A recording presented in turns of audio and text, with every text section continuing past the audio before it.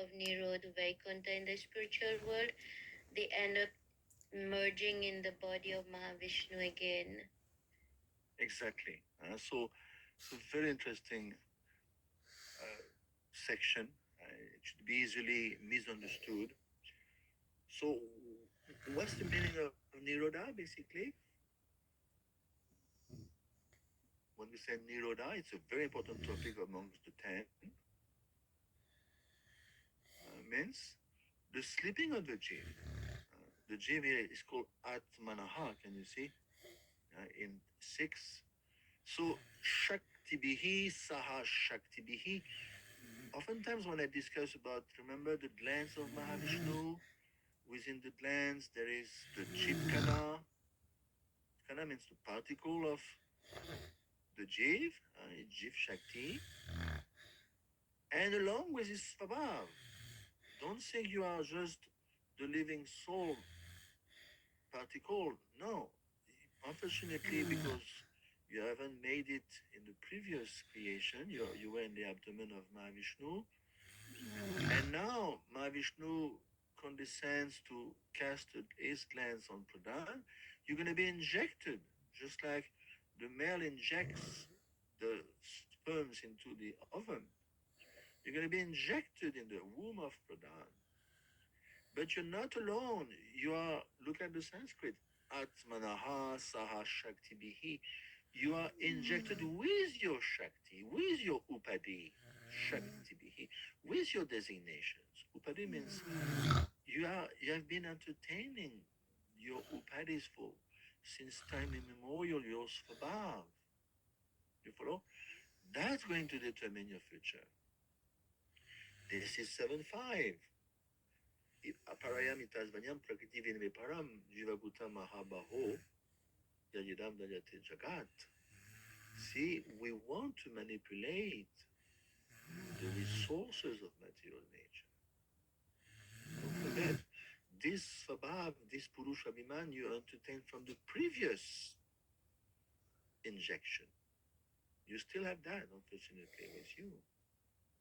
Atmanaha shaha shakti bihi.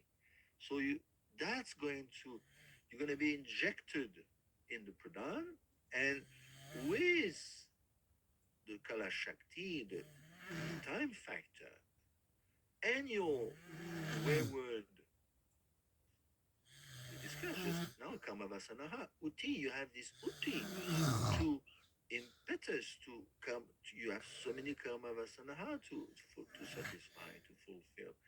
So that's going to transform the pradhan into matadva, with, of course, with the action of time.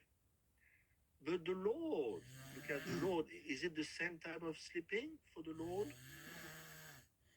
That's my question. Do we have the same sleeping as the Lord? No, we sleep in the mode of ignorance. Exactly. The Lord is, his sleeping is not really sleeping like we do. I found this on the web for his sleeping is. Check it Yeah. out. Look at the Sanskrit. As Asya Anushayanam 6. Beautiful. Sanskrit is very revealing of sleep. You cannot go wrong with the Sanskrit. So his sleep is yoga nidra. For instance, what is the job of what is his sleep all about of Mahavishnu? Is in yoga nidra on the Lord's lila. You follow? When we dream, of course, some of you dream of Krishna. I know I'm not that fortunate, but the Lord Mahavishnu sleep is all about yoga nidra, or the lila of Lord Shankarshan, because Mahavishnu comes from Lord Shankarshan. So that is Anushayanam, you know. And at the end of the maintenance period, he's going to go into sleep. So what does he do? It closes his eyes to the material world. It turns his gaze away. You follow? As soon as Mahavishnu turns his gaze away, finish. Story is over. Everything is wonder within the abdomen. So whereas the sleeping of the jiv means merging, he's going to merge into the Lord's. He's going to go back into the abdomen. So that is unfortunately for the jiv, is merging into the Lord. And when we say here in 6, muktir, itvanyatarupam, swarupena, vyavastiti, what is that liberation? Please tell me. Muktir, that's another topic. This liberation is going back home, back to Godhead. Yeah, so it's very intimately connected to Nirodha. Remember, let's say you are you have been injected in the pradhan. That's going to last a long time. That's going to last as long as the Lord is glancing upon pradhan. There's going to be transformation. We discussed pradhan, mahatadva, tejo, varividam yata, vinimayo, saga, visarga. Everything will take place. Stanam, you will be maintained somewhere in the universe. You will have your family, your upadis, all your designation. So when we say mukti, which is in the category of nirodha, but it's a nirodha is a very interesting term. There's many ways to understand. Yeah, Prabhu, if I may interrupt. Yeah. So when we go through the verse 2:10:1, Yeah. Nirodha means there Nirodha means going back home, back to Godhead. Whereas in text 6, Nirodha means we kind of get merged in Yeah. the It's a complex term in Sanskrit. There's many layers to that term. So here when we say mukti idvanyatarupam, can you see in 6, it means, I would say, the fourth type of nirodha, which is absolute destruction of your upadis. And you are you are fit to go back. You got rid of your gross body, you got rid of your subtle body, you're going back. You are totally freed from all the upadis. Uh, and Anyata Rupam, look at 6. All this ignorance, this covering of ignorance is gone. It's gone with the wind. And now the question is, that was one of my homework actually. Parupena Vyavastiti, can you see in 6? What is that Svarup? Is it the Svarup of the Lord or the Svarup of the Jiv? Very interesting question. I asked this question last night. Is it the Svarup of the Lord here in 6 or that of the Jiv? Sarupena.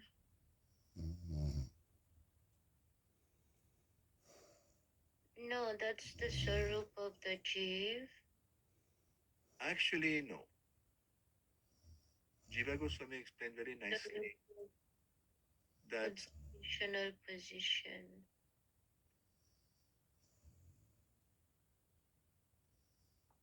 this is being situated in one Svarup. What does it mean? What does it mean? You mean you directly contact the Lord's Svarup. That's not your own Svarup, actually. Because even when you are in a material condition, Asango Yayam Purusha, you cannot contaminate the soul. The soul is never contaminated. The consciousness is contaminated, but not your soul. Asango Yayam Purusha, the soul of a rat, is not contaminated. So even in the material condition, you are already situated in Atma. So here it means, Jiva Goswami explained, that what does it mean being situated in one's Svarup? It means you contact the Lord's Svarup. And then you develop, because you are in contact with the Lord's Svarup, you develop realization of the Lord. Bhagavat Tattva Vigyanam, we discussed 1 to 20, remember? And then all the upadi, anya tarupam, consisting of ignorance, are going to be destroyed. So we are talking about the Svarup of the Paramatma here. And Jiva Goswami gives a beautiful example, just like the sun is the source of many rays, and you can see in all the rays of the sun, there's so many consisting of light particles. Within each ray, there's so many particles.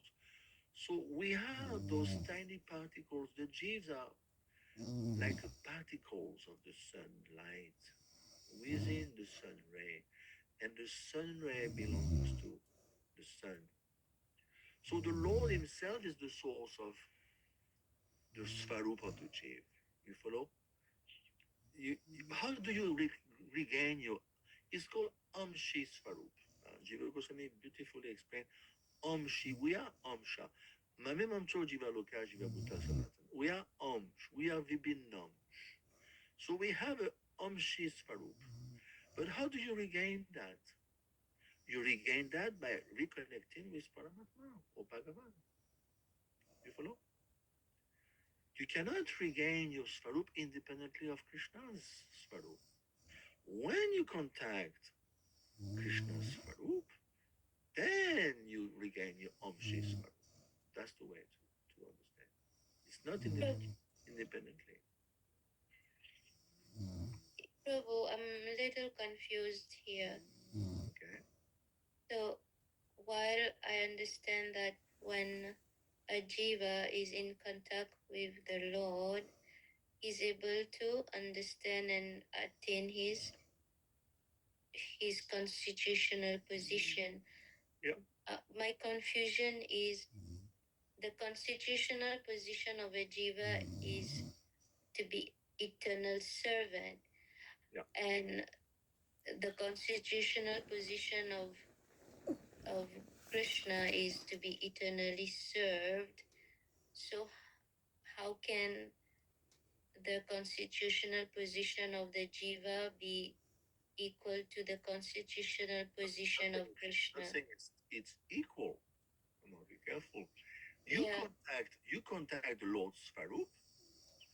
If you use another word for contact, what do we mean? We associate with the Lord, then you because you have through love, yes, you reconnect. See, once you are built, first of all, we discussed in Madhurya Kadambini. Remember, Brahma Bhut, you are beyond the modes. And then you become a Shakti, attachment to the Lord, Raganu, spontaneous devotion. Then you're going to associate with the Vishnu Parikar in Bomalila, the Ragatmika Bhakta. And then now your love, you are in Prem, and not only Prem, but there's 12 levels in Prem. You're on a very high level of Prem, Sneha. There's 12 levels within Prem. And you have regained your love. Your love is because you have been receiving Ladini Shakti, tiny drops of Ladini Shakti from Srimad Radharani or from your Sadguru. Now you are fit to love Krishna. And so it means because of your love, you are contacting the Lord's Svarup. And then you develop realization of the Lord, Bhagavatam Vijnanam. And then Anyata Rupam, all these ignorance, these upadis, they're gone. So this is how it works. When a person, there's a verse. If you want to know further, you look at this verse 3933. When a person sees, this is Garbhodakashai Vishnu speaking to Brahma. This is not a joke. This is Vishnu, Garbhodakashai, number 2 Vishnu. Is telling when a person sees that Atma is completely free from the reservoir of the gunas in the form of the body and senses, and is endowed with the Svarup by me. In other words, your Svarup is regained by me, by Krishna, by Vishnu. Then you attain Dasyaras. You cannot redevelop your Svarup independently of Krishna. It's going to be given to you by Krishna. Understood. And even to be more precise, by Srimad Radharani, unless and until you receive Ladini Shakti. See, she's the embodiment of Ladini Shakti. She's the Mula Prakriti. Shrimati Radharani is Mula Prakriti. She's the main Mula, the root Prakriti. So then you receive some drops of Ladini Shakti. Then only you can love Krishna. Well, now we are thinking we are loving Krishna. I mean, it's just a semblance. It's just a bas, a reflection of love. Once you are regained your Svarup, it's called Svarup Siddhi, because you contacted the Lord, then you enter Dasyarvas. This is the point of 3933. And even there's another verse. Jiva Goswami is the Mahapurusha, is the greatest Acharya in the universe. So he explains that the bliss of the Jiv's Svarup is secondary to the Lord's bliss. You cannot be blissful independently of the Lord's bliss. So he quotes two shlok, 10:14:55, 10:14:54. This is what he says. Therefore, it is his own self that is most dear to every Jiv. See, we are very much dear to ourselves. You may be married, you may have 5 kids, but you are extremely attached to yourself. Yourself means your soul. It is simply for the satisfaction of this self that the whole material creation of moving and non-moving entities exist. We are extremely attached to ourselves. When we say ourselves, means the soul. And then next verse, you should know Krishna to be the soul of all living entities. For the benefit of the whole universe, out of his causeless mercy, he has appeared as an ordinary human being by the strength of his Maya. So we the self, the Atma, we are contacting the Supreme Self, and then you will regain our Svarup. But we shouldn't be thinking again. We have to be careful. We are not Mayavad. We shouldn't be thinking there's no difference between the Jiva and the Lord. That has been refuted by all the great acharyas, starting with Jiva Goswami. Because Rasovesaha, you know the verse, Rasovesaha, the Lord is Rash, Akila Rasimrat Murti. So once you contact the source of bliss, Rashoveshaha, then you can regain your bliss. This is the point. You cannot do any things independently of Krishna. It doesn't work. First, you have to reconnect with Krishna, and everything will fall into place. This is the point. We connect with Krishna through devotional service. Exactly.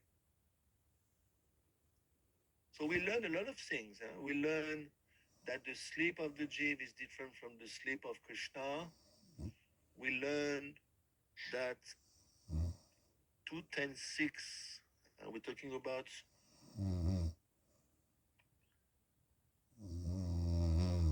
the, I would say, the Swarup of the Paramatma here.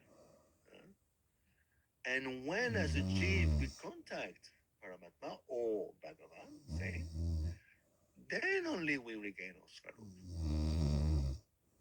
This is the point of Jiva Goswami. This is called Mukti. Vimukti, sometimes we say. What is the Gaudiya Vaishnava understanding of Mukti? It's called Vimukti. Okay, let's carry on. We started at what time? 5, so we have up to 7. Okay, good.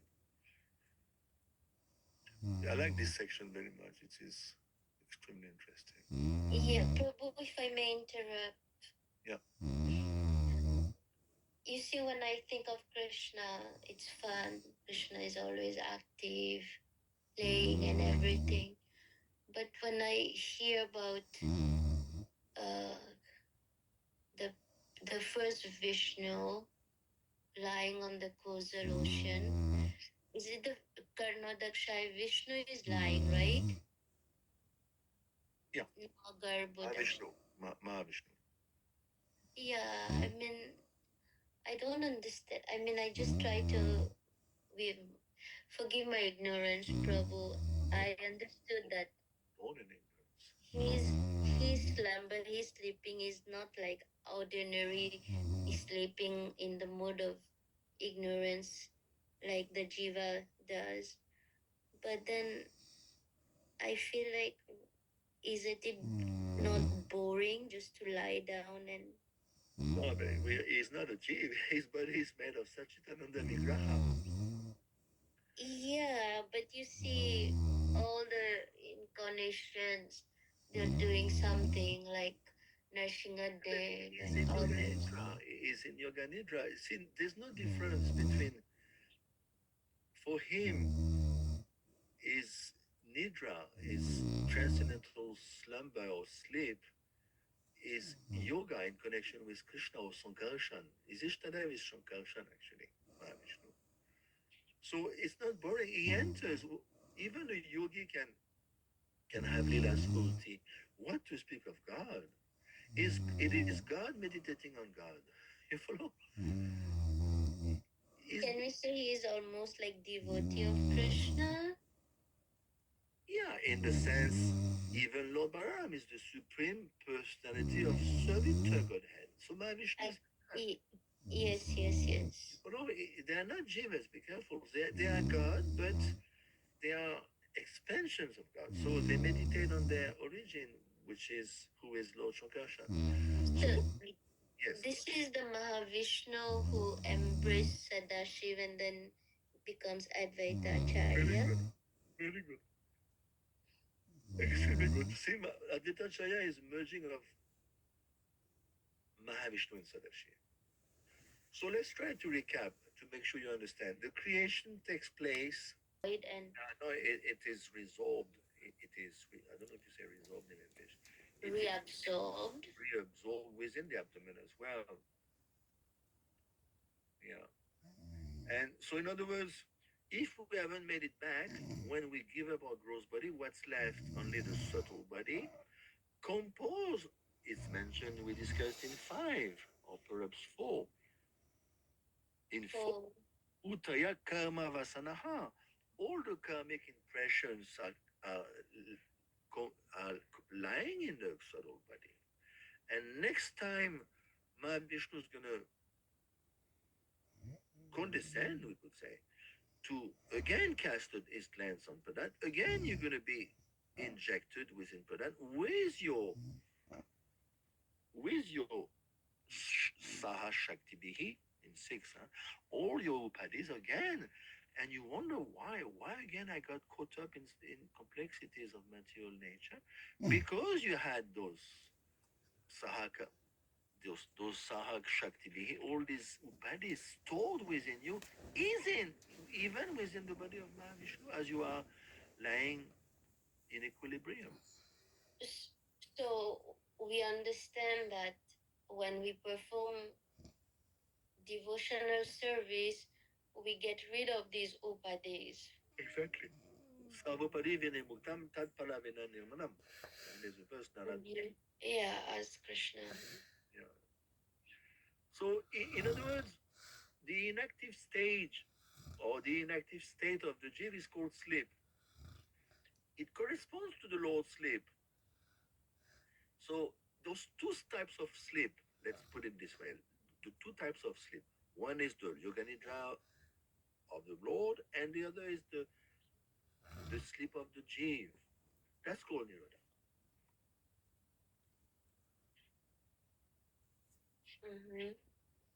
And again, back to square one when the time comes for creation cycle. The jivas receive bodies according to their path of the karma they have accrued in the previous cycle. Remember, 1820, 12 perhaps. Krishna says, my dear Arjun, there's 3 types of possibilities for those who are not renounced. Number one, they're gonna get their karma, that is good karma. They're gonna get some of reaction of vikarma, very bad reaction, and a mixture of the two. So when you are thrown back in the pradhan, then you're gonna get your body, well, not at the time of pradhan, when mostly Brahma is gonna do that job. Visarga is going to give you body according to the path, to the path of the karma you have accrued in the previous cycle. But again, like you said, if that jiv is fortunate uh, by the grace, by the by the by the grace of a madhyam, Bhagyavan, then the verse is there. Remember? Brahmanda Brahmite Kono Bhagavan Jiva Guru Krishna Prashadepo in Bhakti Latavish is going to receive the grace of the Lord via the medium of a Madhyam, Bhagavan. Then he's going to take a Bhakti. And then he's going to reach perfection by six Muktir, Idvanata Rupam. He's going to contact the Swarup of the Lord, and he's going to be freed from his gross and subtle body. Then no more. If you are freed of the subtle body, you cannot take birth again in the material world. What pushes you to take birth in this material world is the subtle body. Very simple. The gross body is just an extension of the subtle body. You cannot have a gross body unless you have a subtle body. You follow? What is important is not the gross body, is the subtle body. As long as you entertain things separately from Krishna on the subtle plane, that will produce a gross body.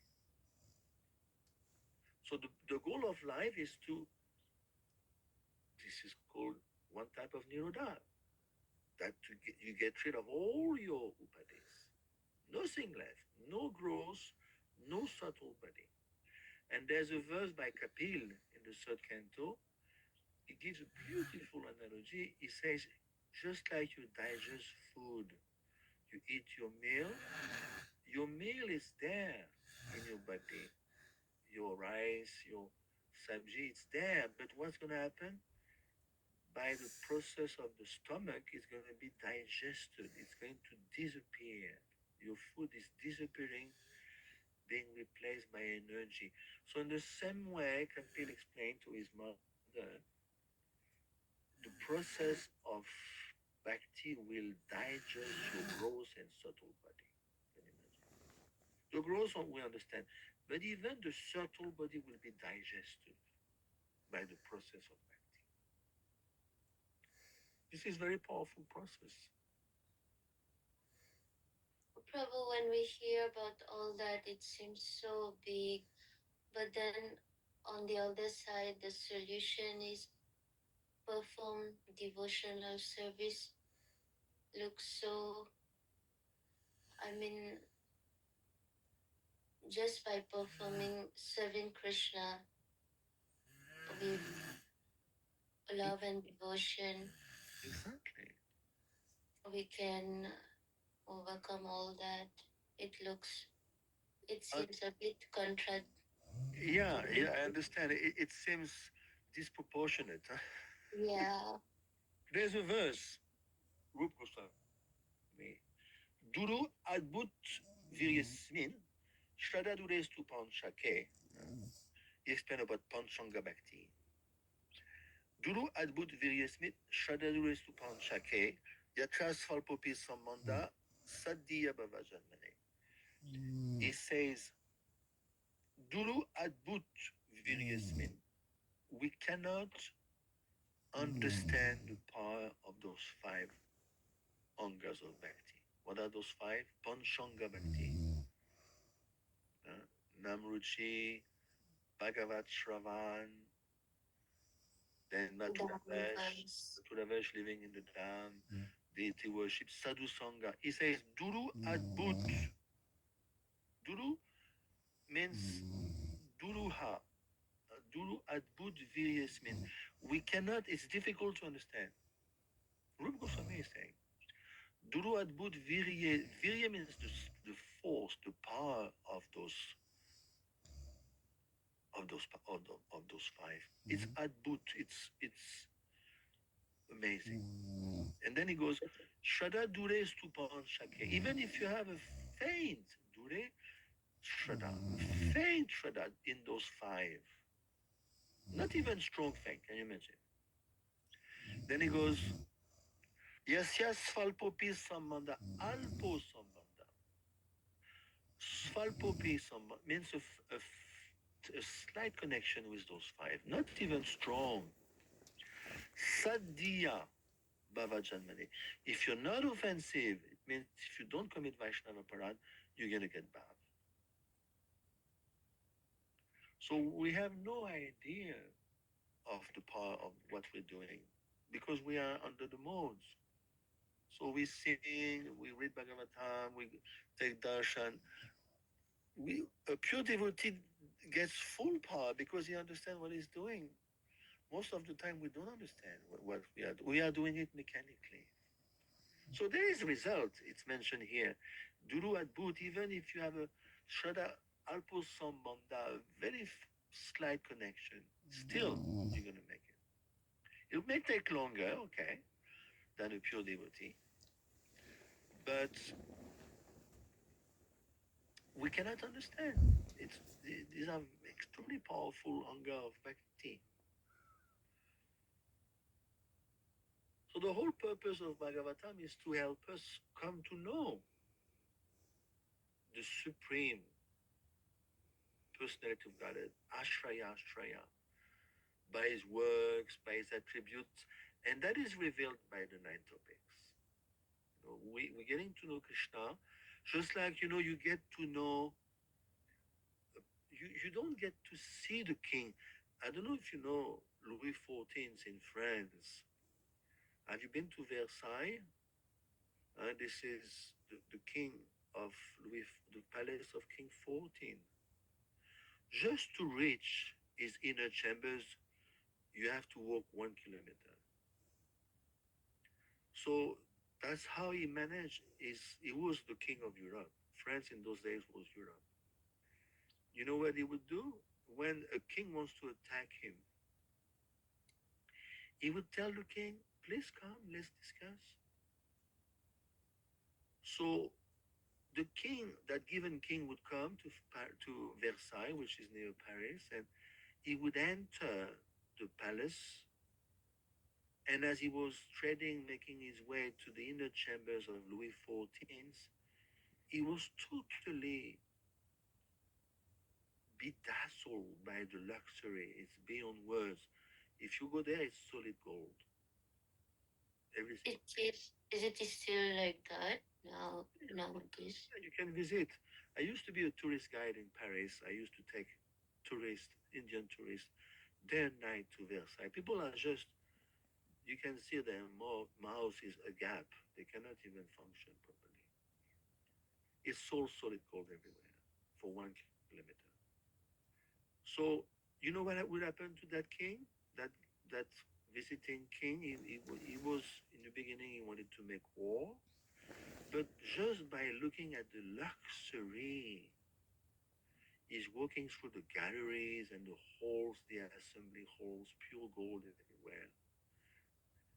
And by the time he meets the king in his inner chamber, he has walked 1 kilometer. And when he comes in front of the king, Louis XIV, he used to say, I'm the Sun King. He was very arrogant guy. That other tiny little king was like a little boy, and he had totally his his desire for war had vanished away. He became like a little sheep. And then Louis XIV will tell him, okay, let's be allies. And in this way, he conquered Europe without even fighting one time. Just by making his opponents so much bedazzled by his opulence and his power. They understand I'm no match. So in the same way, we we study the works of Krishna his attributes in the nine first cantos, in the nine, we are bedazzled by his opulence. We haven't met him as yet. And then finally, you meet him in the beginnings of basically the Krishna book, the 10th canto. You meet him briefly in the beginning of the third canto, you will see. So now we're going to discuss, uh, where are we? We're going to discuss 7. Now we are defining the Ashraya Tattva. This is very important. Abhasascha nirodascha yatostya vasiyate sa ashraya param brahma. See, ashraya param brahma. This is Krishna now. Paramatmeti shabdyate. Go ahead.